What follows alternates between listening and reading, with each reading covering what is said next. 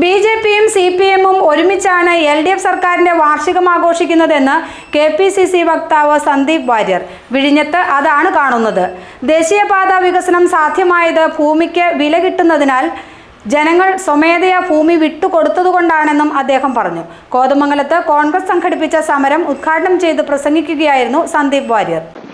LDF സർക്കാരിന്റെ വാർഷികം ആഘോഷിക്കുന്നത് ബിജെപിയും സിപിഎമ്മും ഒരുമിച്ചാണ്. അതാണ് വിഴിഞ്ഞത്ത് കാണുന്നത്.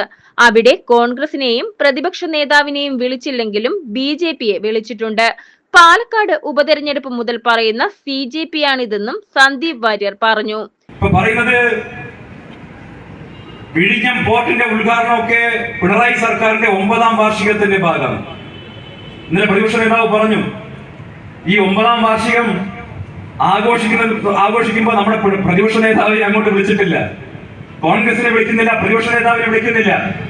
പകരം ബിജെപിയും സിപിഎമ്മും ഒരുമിച്ചാണ് ഈ സർക്കാരിന്റെ 9ാം വാർഷികം ആഘോഷിക്കുന്നത്. ബിജെപിയും സിപിഎമ്മും ഒരുമിച്ചാണ് ഈ സർക്കാരിന്റെ 9ാം വാർഷികം ആഘോഷിക്കുന്നത്.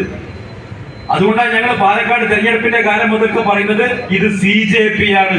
സിപിഎമ്മും ബിജെപിയും ഒരുമിച്ച സിജെപി ആണ് ഇപ്പൊ കേരളം ഭരിക്കുന്നത്. ദേശീയപാത വികസനം പിണറായി സർക്കാരിന്റെ നേട്ടമല്ലെന്ന് സന്ദീപ് വാര്യർ ചൂണ്ടിക്കാട്ടി. ന്യായമായ വില ലഭിച്ചതോടെ ഭൂമി വിട്ടുകൊടുക്കാൻ ജനങ്ങൾ സ്വമേധയാ തയ്യാറായതുകൊണ്ടാണ്.